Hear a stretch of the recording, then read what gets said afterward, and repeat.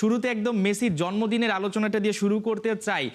এত বয়সী একজন ফুটবলার, কিন্তু তাকে কি দেখে বোঝার উপায় আছে যে তার বয়সটা আজকে ৩৯ হলো? যদি আমি গত ২টা ম্যাচ নিয়ে বলি, মানে কি পার্থক্য দেখতে পেয়েছেন আপনি আপনার ক্যারিয়ারে, সাংবাদিকতার ক্যারিয়ারে?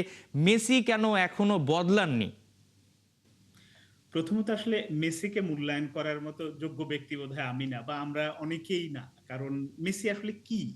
এটাই বোঝা মুশকিল। কারণ এই বয়সে আপনি বলছিলেন যে ৩৯ বছর বয়স হয়ে গেছে তার জন্মদিন এবং জন্মদিনের শুভেচ্ছা। আমাদের শুভেচ্ছা অতদূর পৌঁছাবে কিনা জানি না। আমরা ভক্ত হিসেবে শুভেচ্ছাটা জানাতেই পারি। বিশ্বকাপ মানেই উত্তেজনা। এইবারের বিশ্বকাপ জমবে অ্যাডভার্গো জার্সিতে।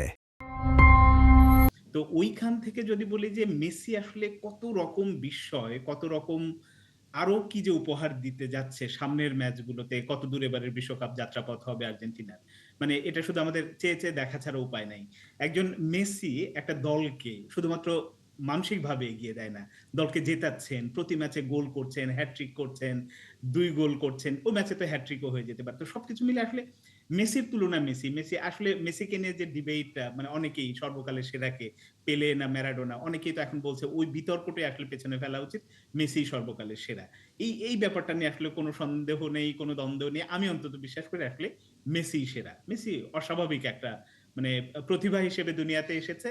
আমরা বোধহয় এই সময়ের অন্যতম কি বলব যে ভাগ্যবান ব্যক্তি যারা মেসির মতো ফুটবলারের খেলা দেখছি, খেলাটা উপভোগ করতে পারছি আমাদের নিজের চোখে।